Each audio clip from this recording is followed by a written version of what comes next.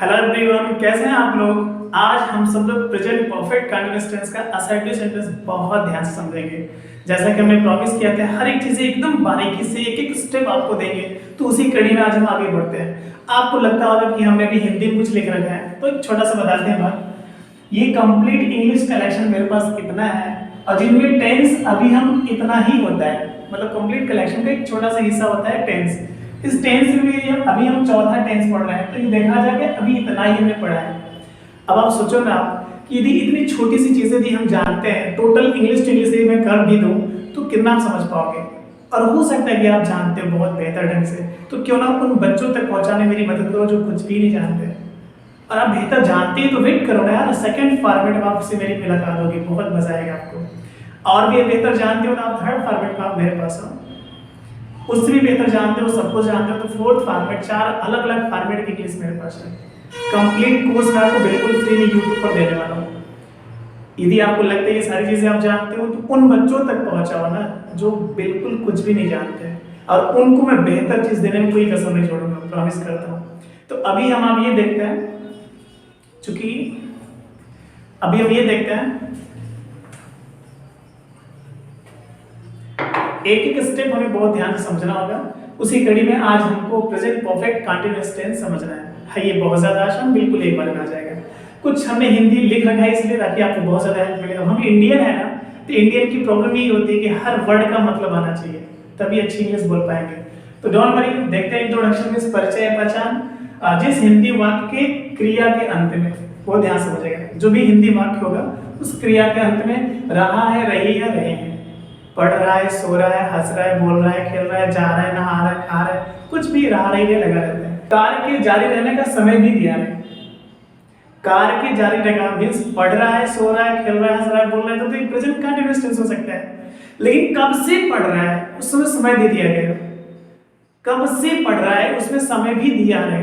सुबह से, शाम से, दोपहर से, रात्रि से, रविवार से, सोमवार से, आज से, कल से, परसों से, कोई भी एक टाइम देगा तो ये समझ जाएगा कि वो कॉन्टिन्यूअस तो है, लेकिन प्रेजेंट कॉन्टिन्यूअस टेंस नहीं है, वो है present perfect continuous tense. Okay, अब ये इसका कैसे बनेगा, क्योंकि कुछ तो नया हो गया अभी ना।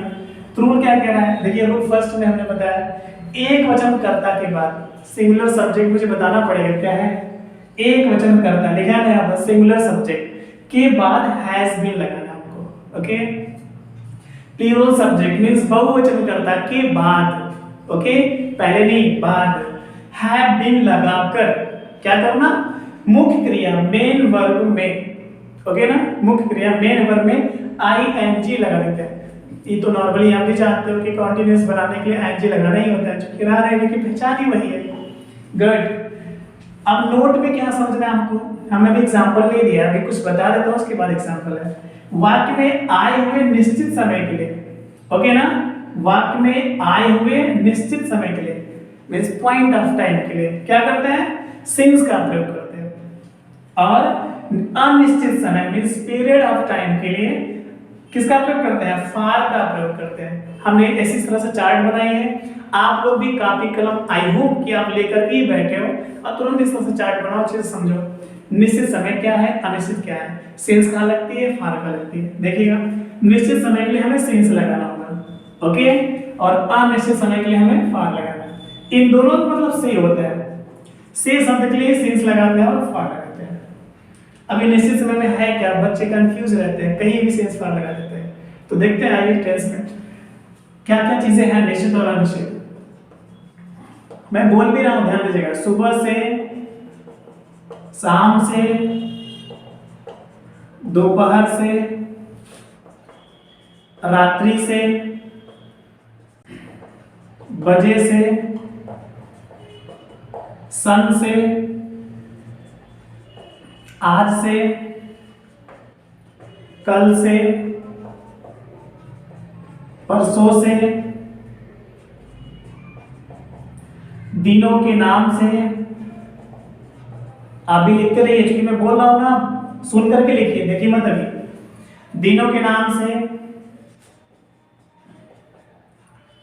महीनों के नाम से,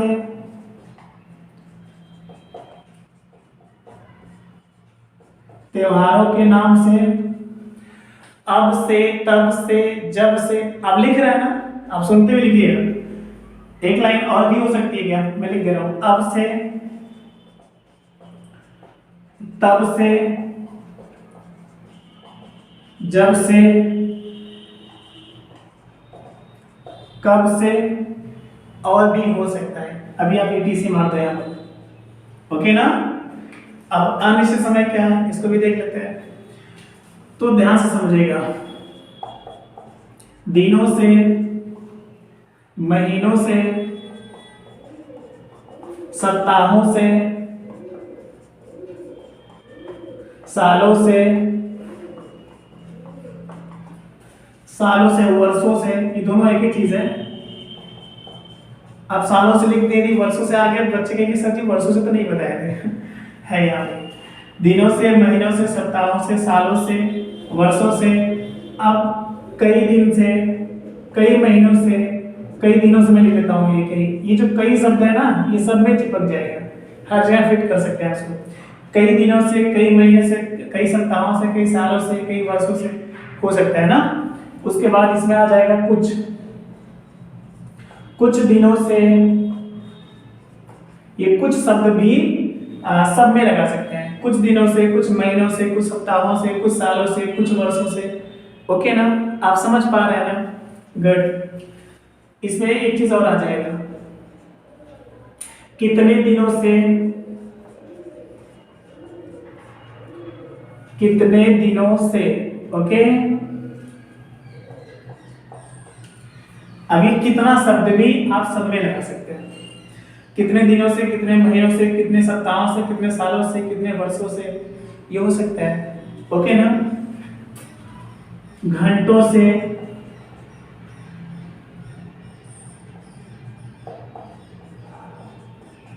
अभी जो कई या कुछ है, कितना है, इसमें भी लगा सकते हैं आप। कुछ घंटों से, कितने घंटों से। ओके ना। अब और है, और भी ढेर सारी चीजें हैं। कितनी देर से, कितनी देर से, कितनी देर से।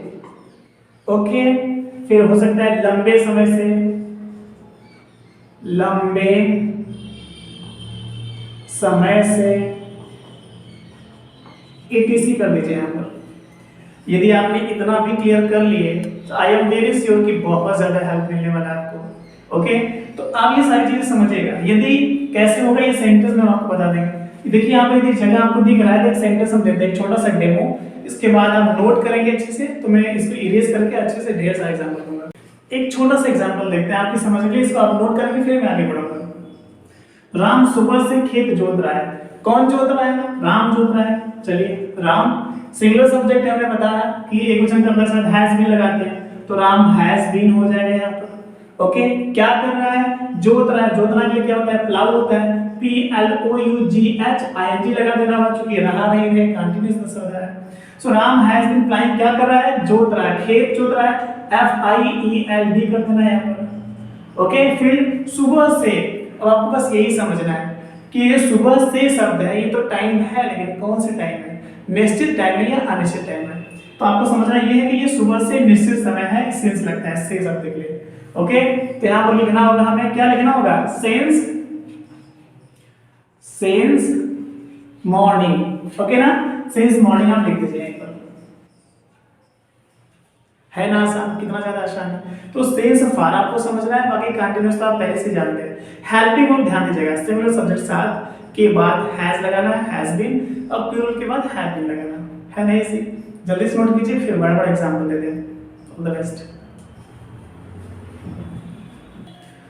अब हम कुछ एग्जांपल के माध्यम से बहुत ध्यान से समझेंगे। देखिए, सबसे पहले तो ये समझना है कि सिंगुलर सब्जेक्ट के बाद हैज बीन लगानी है एंड प्लूरल सब्जेक्ट के बाद हैव बीन लगानी है। ओके ना, इतना तो नॉर्मल आप समझ चुके हो। उसके बाद क्या करना है? वर्ब में एनजी लगाना है। ध्यान दीजिएगा please, has been, have been के बाद आपको एनजी लगाना है वर्ब में। उसके बाद ऑब्जेक्ट रहेगा। ऑब्जेक्ट कैसे निकालते हैं, मतलब सब्जेक्ट कैसे निकालना, ऑब्जेक्ट कैसे निकालना, वर्ब कैसे निकालना, प्लेस विद टाइम, हर चीज में पिछली सारी वीडियो में बता चुका हूं।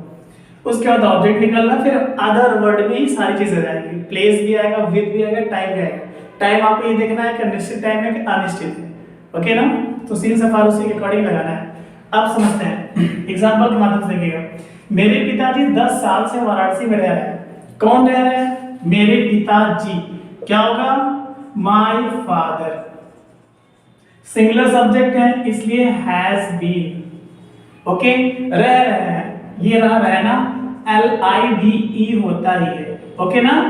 अब ING लगाते समय मैंने बताया कि ई हटा करके ING लगाते हैं, तो ई हटा दीजिए। अब लिविंग, कहाँ रह रहे हैं? वाराणसी में। क्या होगा? इन वाराणसी, VARANASI। कब से? 10 साल से। कब से? 10 साल से। सबसे पहले से। अब आपको ये समझना है कि ये निश्चित समय की अनिश्चित समय, तो आप याद कीजिए सालों से, वर्षों से, महीनों से किस में था? सिंस में था या फार में था? याद है आपको? मैं हेल्प करता हूँ। अब यहाँ पर ये आपको चूंकि 10 साल से है तो सालों से आपका अनिश्चित टाइम है। अब कौन सा 10 साल क्लियर नहीं है ना, चूंकि निश्चित होता तब जब 10 उस साल का नाम होता है। ओके ना। जैसे आ जाए 2012 से तो ये निश्चित हो गया चूंकि उस साल का नाम आ गया यहाँ पर। लेकिन अभी मैं बोलूँ नहीं 12 साल से तो क्लियर नहीं है कौन सा 12 साल हो, ईयर कौन सा था, क्लियर नहीं है। तो 10 साल से आपका अनिश्चित टाइम में आता है, इसलिए हमें यहाँ लिखना होगा फॉर। ओके ना। फॉर अब 10 साल के लिए 10 इयर्स कर दीजिए आप, फॉर 10 इयर्स। ओके, क्लियर है। एक एग्जांपल और देते हैं, देखिए ध्यान से, बहुत ध्यान से समझिएगा। वे, बहुत ध्यान से देखिएगा। वे शरारती बच्चे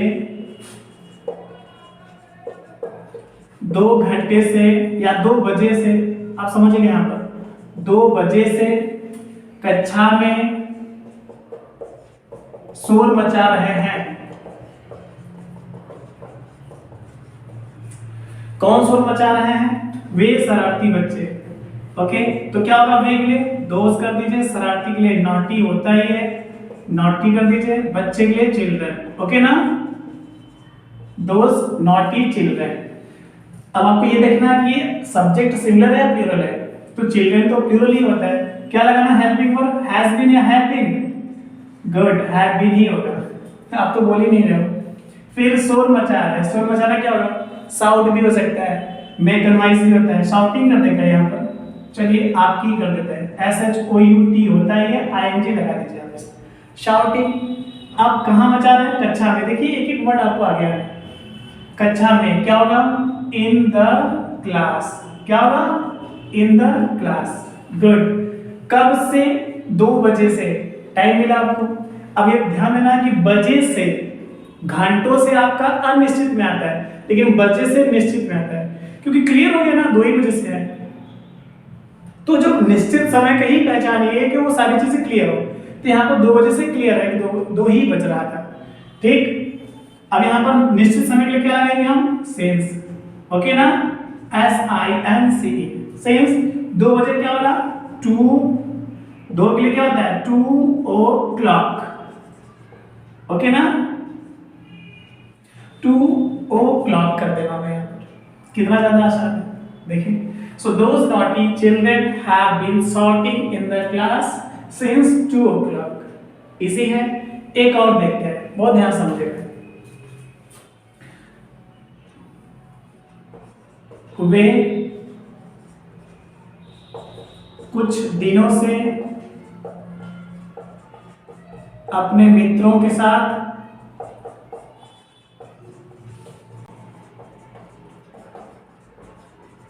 अपना समय बर्बाद कर रहे हैं। आपको यही समझना है, सिंपल। वे कुछ दिनों से अपने मित्रों के साथ अपना समय बर्बाद कर रहे हैं। कौन बर्बाद कर रहा है? वे। वे के लिए क्या होगा? दे। दे भी प्लूरल है इसलिए हैव बीन। ओके ना, दे प्लूरल सब्जेक्ट है इसलिए have been, so they have been, मतलब वे कर रहे हैं। क्या कर रहे हैं? बर्बाद करना। क्या होता है? वेस्ट होता ही है, आपको पता है। ING लगाना है, रहा रहे आने पर ING लगाते हैं, तो ING लगाते समय लास्ट में ई होगा तो ई को हटा के लगाते हैं। तो वेस्टिंग, बर्बाद कर रहे हैं। क्या बर्बाद कर रहे हैं? अपना समय।